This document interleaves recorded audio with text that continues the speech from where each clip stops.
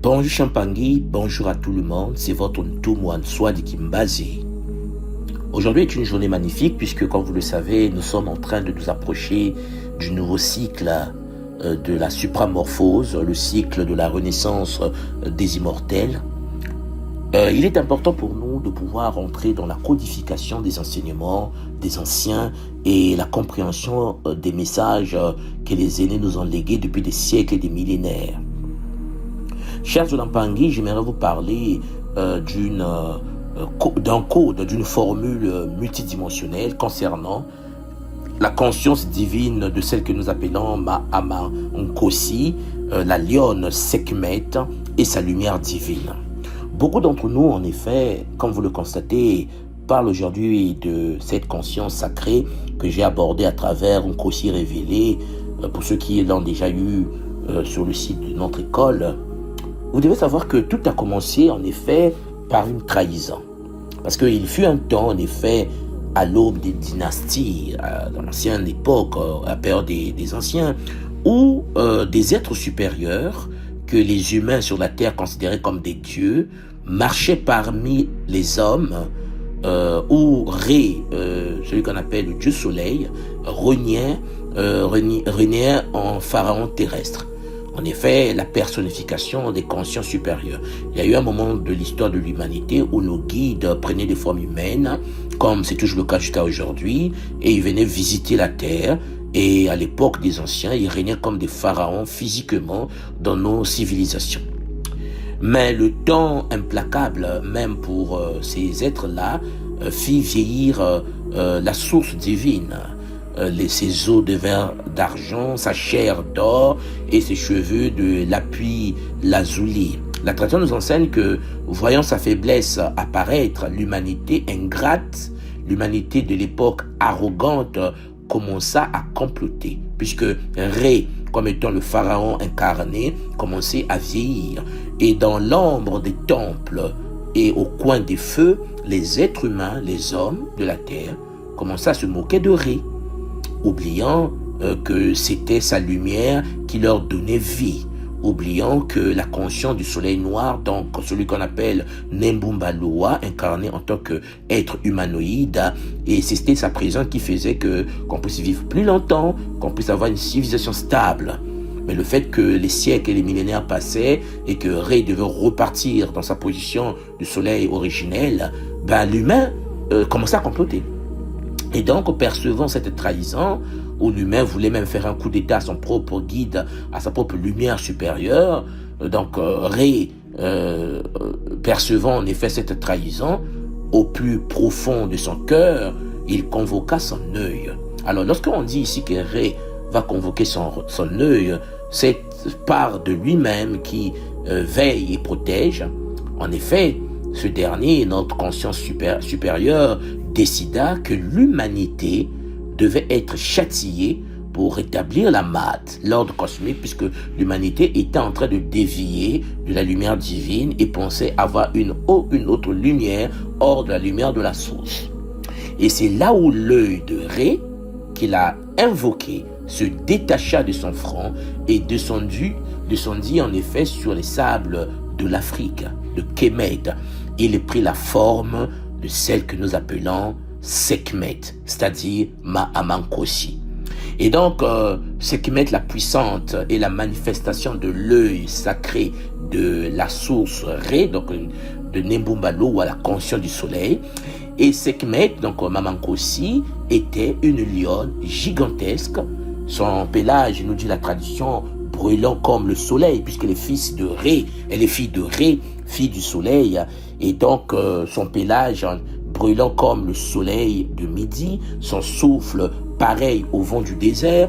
Et donc, elle était descendue pour corriger l'humain qui, en effet, pensait vivre hors de la lumière divine. Et la punition commença, et ce qui ne devait être qu'un avertissement, se muya en massacre. Oui, chers Olampangui, les textes anciens des Égyptiens expliquent qu'Nkosi, Sekhmet, parcourut la vallée du Nil, dévorant des rebelles, mais plus elle tuait, plus sa soif grandissait. Et l'odeur du sang l'enivrait. Et Elle ne faisait plus la distinction entre les coupables et les innocents. Elle détruisait tout.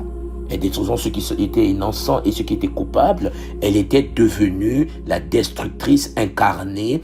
Et le soir venu, elle ne voulait pas remonter aux cieux. Elle ne voulait pas que le soleil se couche attendant l'aube pour exterminer ce qu'il restait de la race humaine, parce que la trahison pour elle était inexplicable et intolérable. Alors, on a mis en place la source avec le clergé des guides, une stratagème de la bière rouge.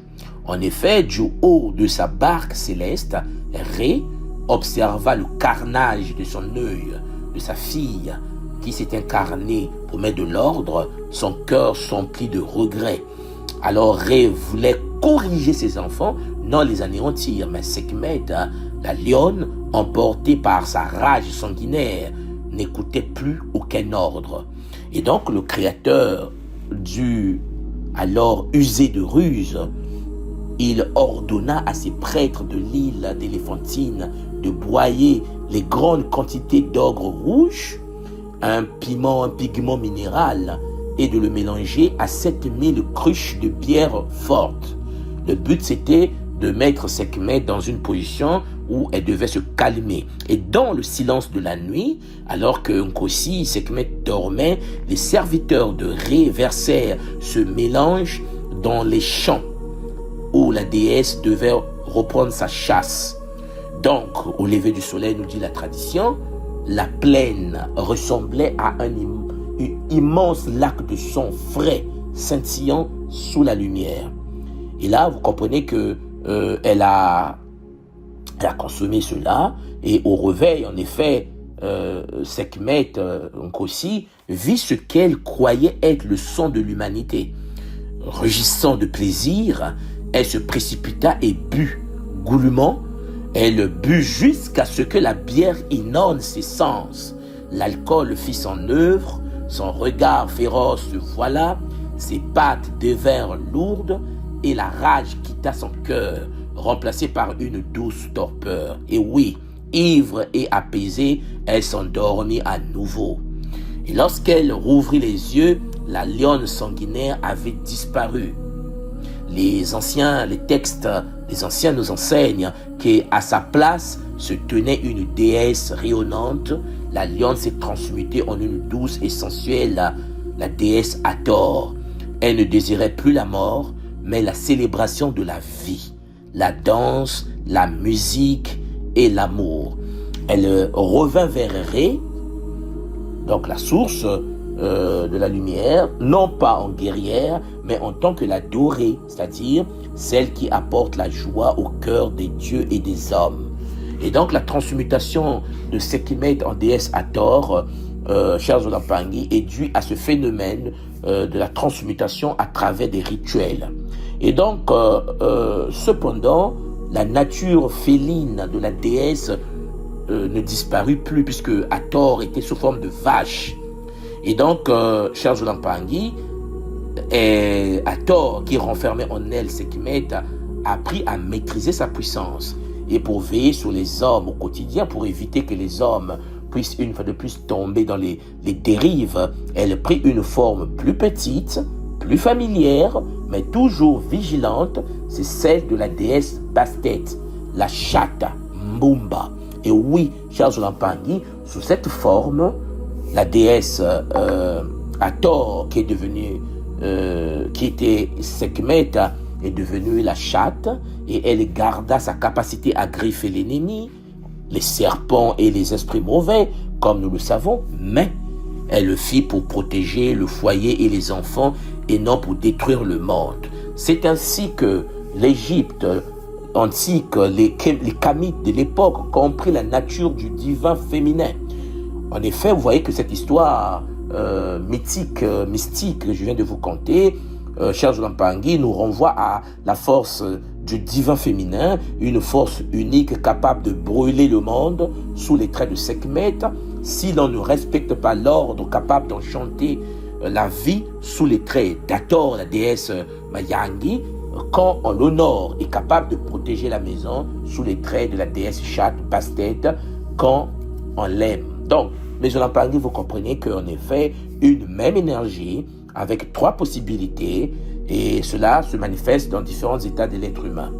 Il est très important de comprendre que les anciens nous ont légué ces textes pour que notre conscience puisse se souvenir que la conscience divine unique a toujours été avec nous dans les différentes formes qu'elle peut prendre, qu'elle soit Nkosi, que ce soit Mama Yangi ou Mama Mpumba. Et j'espère de tout mon cœur que cette histoire va rentrer dans vos âmes pour réveiller en vous vos états de paix et pour comprendre en effet que nos comportements nous poussent à se connecter soit à la conscience féminine matique, soit à la guerrière destructrice, soit, chers Zolampangi, pour la protection des maisons, protection des couples et des familles. Prenez soin de vous, c'était en effet votre Ntumanswa de Kimbaze, et que la source divine unique, Nembumba Loa, à travers le soleil noir, nous permet de pouvoir vibrer avec Zola, efficacité et détermination. Matondo Mamiki.